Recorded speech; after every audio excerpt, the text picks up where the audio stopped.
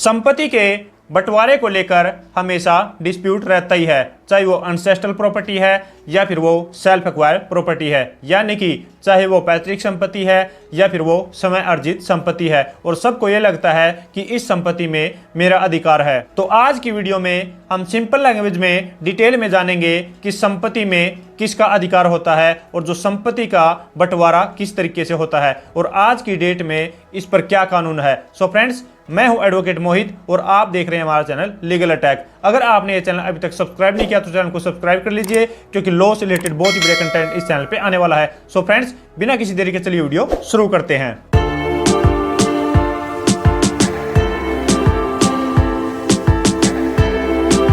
So friends, संपत्ति के बंटवारे को जानने से पहले हमें यह जानना होगा कि जो संपत्ति है वो कितने तरह की होती है। एक होती है एंसेस्ट्रल प्रॉपर्टी और दूसरी होती है सेल्फ एक्वायर प्रॉपर्टी। तो सबसे पहले हम बात कर लेते हैं कि एंसेस्ट्रल प्रॉपर्टी क्या होती है। एंसेस्ट्रल प्रॉपर्टी वो प्रॉपर्टी है जो कि 4 पीढ़ी से आई है। ग्रेट ग्रैंडफादर से ग्रैंडफादर पर आई है और ग्रैंडफादर से फादर पर आई है और फादर से जो प्रॉपर्टी मेरे को आई है वो है एंसेस्ट्रल प्रॉपर्टी। तो अब हम जान लेते हैं कि सेल्फ एक्वायर प्रॉपर्टी कौन सी है। जो भी प्रॉपर्टी मैंने अपने पैसे से, अपनी मेहनत से अगर उसको बनाया है तो वो मेरी है सेल्फ एक्वायर प्रॉपर्टी। तो अब हम जान लेते हैं कि ये जो प्रॉपर्टी है इनका कैसे परिवार में बंटवारा होता है। स्टेप टू स्टेप हम दोनों प्रॉपर्टी को जानेंगे। तो सबसे पहले हम बात कर लेते हैं जो भी एंसेस्ट्रल प्रॉपर्टी है उसका परिवार में बंटवारा कैसे होता है, जो कि 4 पीढ़ी से आई है और वो जो प्रॉपर्टी है वो एक अनडिवाइडेड प्रॉपर्टी है। तो उस संपत्ति में, उस परिवार में अगर किसी भी लड़के का या फिर लड़की का अगर जन्म होता है तो उस जन्म से ही उस लड़के का और लड़की का उस संपत्ति में अधिकार हो जाता है। तो यहाँ पर अगर कोई भी लड़का या फिर लड़की पैदा होते हैं तो उस सिचुएशन में क्या है कि अगर उनकी उम्र जो है वो 18 साल से बिलो है तो लीगल गार्डियन के थ्रू उस संपत्ति में अपना अधिकार जो है वो क्लेम कर सकते हैं, या फिर अगर उनकी उम्र जो है वो 18 से अबव हो जाती है तो वो खुद भी कोर्ट में जाकर उस संपत्ति में अपना जो अधिकार है उसको क्लेम कर सकते हैं। तो यहाँ पर अगर हम एंसेस्ट्रल प्रॉपर्टी में अधिकार की बात करें तो यहाँ पर एक राइट है किसी भी लड़के का या फिर लड़की का, और जो लड़कियों का राइट है वो क्रिएट हो गया है जो 2005 में हिंदू सक्सेशन एक्ट में अमेंडमेंट आई थी। तो उसके बाद लड़कियों का भी लड़कों के बराबर इक्वली अधिकार है और वो भी एंसेस्ट्रल प्रॉपर्टी में अपना जो हक है उसको क्लेम कर सकती है। और इसके साथ साथ मैं आप लोगों को ये भी बता दूं कि जो एंसेस्ट्रल प्रॉपर्टी है वो किसी एक पर्सन के द्वारा नहीं बेची जा सकती। अगर उसका कोई भी डिवीजन नहीं हुआ है, उसका कोई भी बंटवारा नहीं हुआ है तो एक जो पर्सन है उसको बिना किसी दूसरे पर्सन्स की कंसेंट के उस प्रॉपर्टी को नहीं बेच सकता। तो अगर वो उस संपत्ति में से कोई भी टुकड़ा या फिर उस संपत्ति को अगर बेचना चाहता है तो उसमें जो भी अदर लीगल हेयर्स हैं उनकी कंसेंट के साथ ही वो उस प्रॉपर्टी को सेल कर सकता है। और इसमें ये नहीं है कि वो किसी 2 की कंसेंट ले ले या फिर 3 की कंसेंट ले ले, जो भी जितने भी उसमें पार्टिसिपेंट्स है सभी की कंसेंट उसमें रिक्वायरमेंट होती है। तो अब हम बात कर लेते हैं सेल्फ एक्वायर्ड प्रॉपर्टी की, कि जो सेल्फ एक्वायर्ड प्रॉपर्टी है उसका घर में, परिवार में किस तरीके से बंटवारा होता है। जैसा कि मैंने आपको बताया कि जो सेल्फ एक्वायर्ड प्रॉपर्टी है वो किसी भी पर्सन ने अगर अपनी मेहनत से, अपनी इनकम से अगर उसको बनाया है तो वो उसका खुद ही मालिक है, वो उस प्रॉपर्टी का कुछ भी कर सकता है। तो उसमें किसी का भी कोई भी लीगली अधिकार नहीं होता है, चाहे वो उसमें पत्नी है या फिर उसका बेटा है या फिर बेटी है, तो किसी का भी वहां पर कोई भी लीगली अधिकार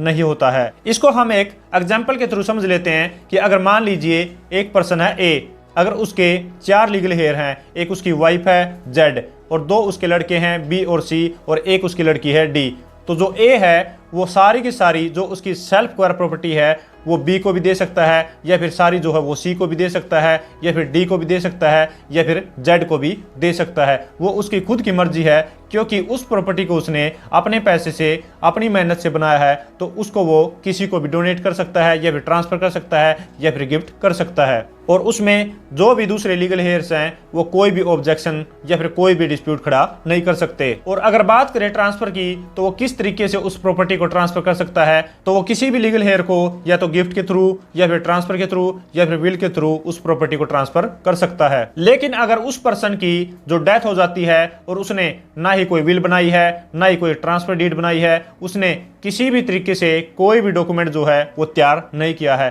तो उस सिचुएशन में जो भी उसके 4 लीगल हेयर हैं, जिसमें एक उसकी वाइफ है और 2 उसके लड़के हैं और एक उसकी लड़की है, तो चारों को जो है वो 25-25% मिल जाएगा। अब उनका जो अधिकार वहां पर क्रिएट हो जाता है। लेकिन अगर वो जिंदा है तो जीवित रहते हुए उनका किसी का भी अधिकार नहीं है और वो कोर्ट में जाके भी क्लेम नहीं कर सकते कि मेरा जो इस प्रॉपर्टी में अधिकार है और मेरे को इस प्रॉपर्टी में अपने पिता से हक दिलवाया जाए, तो वो ऐसा क्लेम नहीं कर सकते, कोई भी ऐसा डिस्प्यूट क्रिएट नहीं कर सकते। तो इसको भी मैं एक एग्जांपल के थ्रू आपको बता देता हूं कि अगर जो भी उसके 4 लीगल हेयर हैं उनमें से मान लीजिए बी जो है वो लड़का है, अगर बी जो है वो कोर्ट में जाता है और ये कहता है कि ये जो प्रॉपर्टी है मेरे फादर ने खुद की इनकम से इसको बनाया है, खुद इसको परचेज किया है, तो अब इस प्रॉपर्टी में मेरा जो हक है वो मेरे को दिलवाया जाए, तो वहां पर बी की जो कोई भी तरीके से कोर्ट हेल्प नहीं करेगी, क्योंकि यहाँ पर है self acquire property. Self acquire property में किसी का भी किसी भी तरीके से अधिकार नहीं होता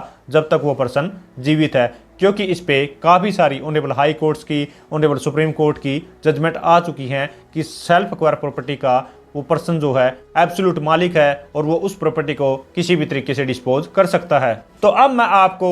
2 लाइन में कंक्लूजन बता देता हूं कि जो भी एंसेस्ट्रल प्रॉपर्टी है उसमें आपका फुल राइट है और आप उस राइट को क्लेम कर सकते हैं। लेकिन अगर कहीं पर सेल्फ एक्वायर प्रॉपर्टी है और वो जो प्रॉपर्टी का मालिक अभी जीवित है, तो उसमें आपका नील अधिकार है, बिल्कुल ही 0 अधिकार है और आप उस प्रॉपर्टी में अपना जो अधिकार है उसको क्लेम नहीं कर सकते। और इसके साथ साथ मैं आपको ये भी बता दूं कि आज की डेट में ये ही कानून है जिस हिसाब से जो संपत्ति का परिवार में बंटवारा होता है और संपत्ति में जो भी लीगल हेयर्स हैं, जितने भी पार्टिसिपेंट्स हैं, उनको इस हिसाब से संपत्ति में अधिकार मिलता है। सो फ्रेंड्स, अगर इस वीडियो से आपको कुछ सीखने को मिला है या फिर अगर ये वीडियो आपको अच्छी लगी है तो लाइक कीजिए, शेयर कीजिए और अगर आपने ये चैनल अभी तक सब्सक्राइब नहीं किया तो चैनल को सब्सक्राइब कर लीजिए, क्योंकि लॉ से रिलेटेड बहुत ही बढ़िया कंटेंट इस चैनल पे आने वाला है। सो फ्रेंड्स, इस वीडियो में इतना ही, मिलते नई वीडियो में नए किसी लीगल टॉपिक के साथ, तब तक के लिए thank you so much, bye bye.